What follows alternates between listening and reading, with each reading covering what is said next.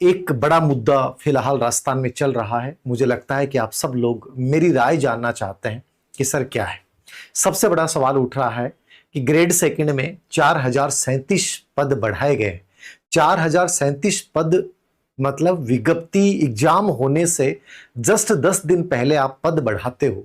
बहुत सारे बच्चे पदों की संख्या देखकर कि यार ग्रेड सेकंड में वैकेंसियां नहीं है, कौन करेगा, और अचानक से पता चलता है कि आपके 10,000 प्लस पद हो गए हैं। मतलब 62% पदों की वृद्धि हो गई, जो पहले 50% का नियम था। यद्यपि सरकार ने विज्ञप्ति के बाद इसको 100% कर दिया था कि पदों की अभिवृद्धि जो है, ग्रोथ है, वो 100% की जा सकती है।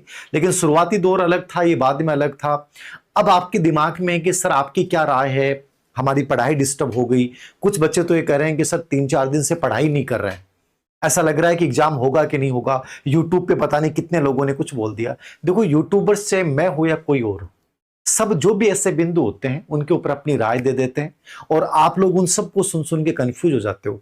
मेरी पहली चीज आप ध्यान से सुन लिएगा, यदि मैं आपकी जगह होता, चाहे ये खबर कितनी बड़ी वायरल होती, मैं केवल और केवल ये दिमाग में रखना कि आरपीएससी ने एग्जाम कैलेंडर जारी कर रखा है, मतलब एग्जाम ऑन टाइम पे है। और जो वर्तमान आरपीएससी के सचिव हैं रामनिवास मेहता, मैं आपको पहले बता देता हूं, उनकी कार्यशैली इसको लेकर बहुत क्लियर है।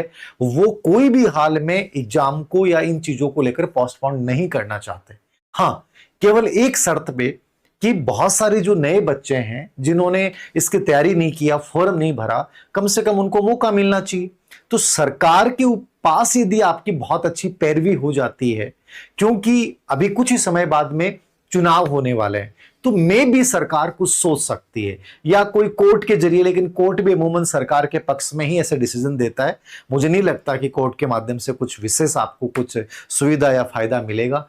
कुल मिला के मैं एक ही बात कहना चाहूंगा कि जो बच्चे प्रिपरेशन कर रहे हैं वो ऑन टाइम एग्जाम को मानते हुए करें। मुझे नहीं लगता कि एग्जाम ऑन टाइम नहीं होगी, मेरे अनुसार परीक्षा निर्धारित समय पर है।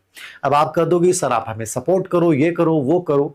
देखो, दो चीजें होती हैं, आपकी यदि संख्या में दम है, आपकी मांग में दम है और आप सरकार तक अपनी बात ढंग से पहुंचा सकते हैं, तो वहां पहुंचाइए। उससे बढ़िया कोई तरीका नहीं है। और ये चीजें खुद करनी पड़ेंगी, अपने हकों के लिए खुद लड़ना पड़ता है, कोई दूसरा आके आपके हकों के लिए नहीं लड़ेगा।